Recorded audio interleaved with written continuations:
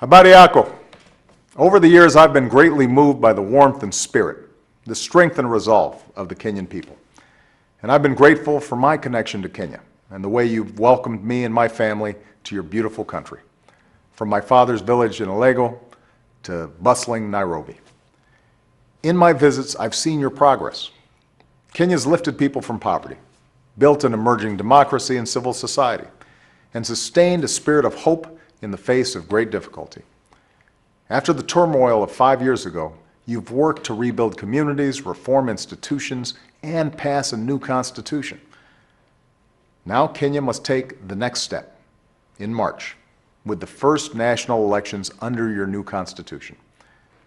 We all know what makes for successful elections. Kenya must reject intimidation and violence and allow a free and fair vote. Kenyans must resolve disputes in the courts, not in the streets.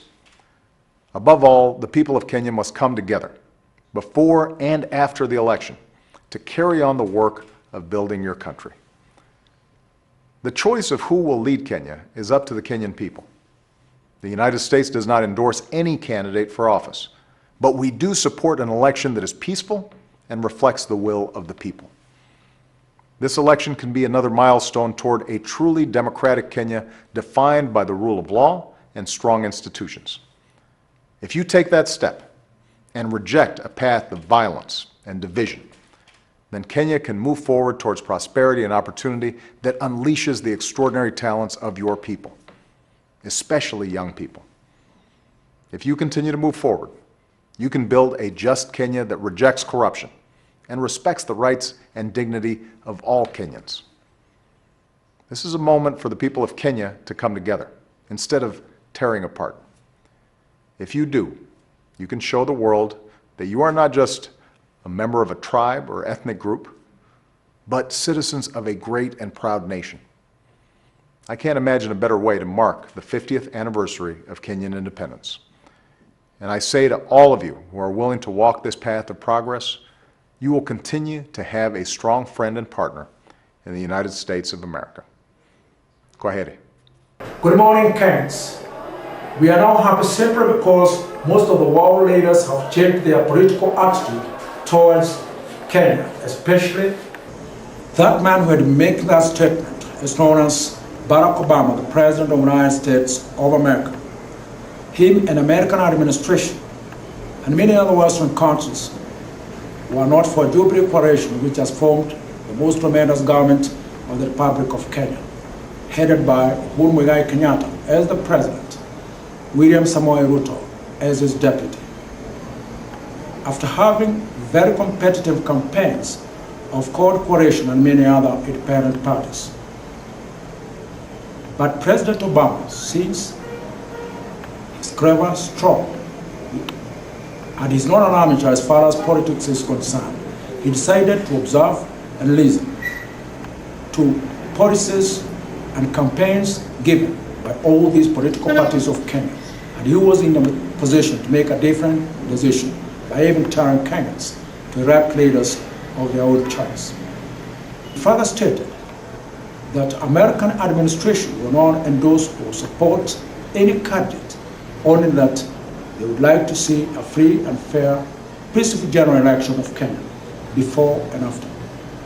And if Kenya does that, the dignity she's given by the world communities will strongly remain, and the world will now know Kenya is mature enough in handling both foreign and domestic matters without any interferences.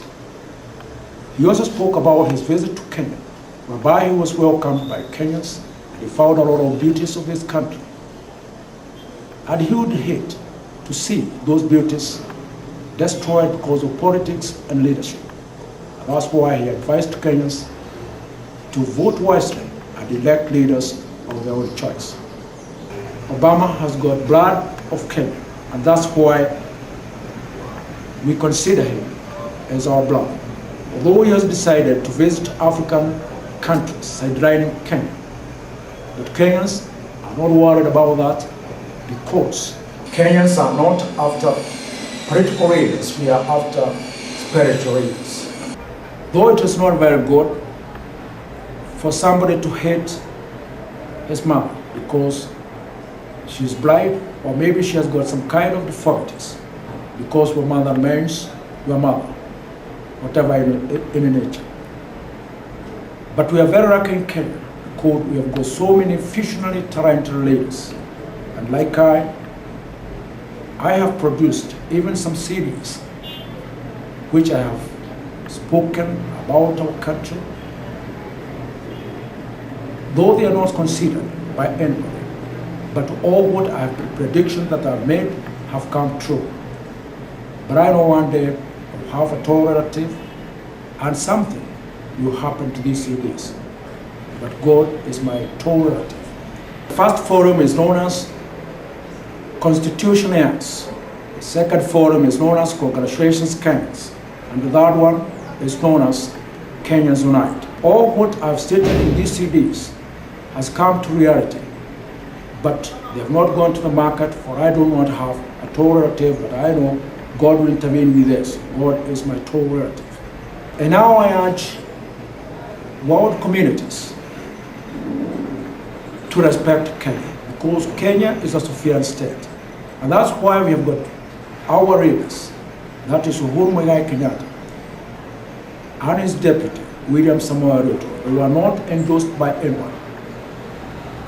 But because of prayers that people gave during the time of campaigns, my dear Kenyans, I now urge you to go back to prayers as we did during the time of campaigns, to pray for our leaders, for it is clearly indicated in the Bible that people should pray for their leaders, and especially our beloved President Uhuru Muigai Kenyatta and his deputy, William Samoei Ruto, and all genuine leaders, so that God may penetrate and give them wisdom, understanding, and knowledge, so that they can fulfill the promises and prayers that they give to Kenyans during the time of their campaigns. And since Kenya is a God-fearing nation, for we are like Israelites, we should also pray for ourselves and our country, so that all the incitements which are being taken, both foreign and domestic, should stop. And now, Kenyans, I urge you, please, let's go back to prayers because of our leaders. And now, I say, God bless our beloved President, his deputy, all genuine leaders, all Kenyans, and finally, our beautiful, beloved country, Kenya. May it be so, and God bless everything.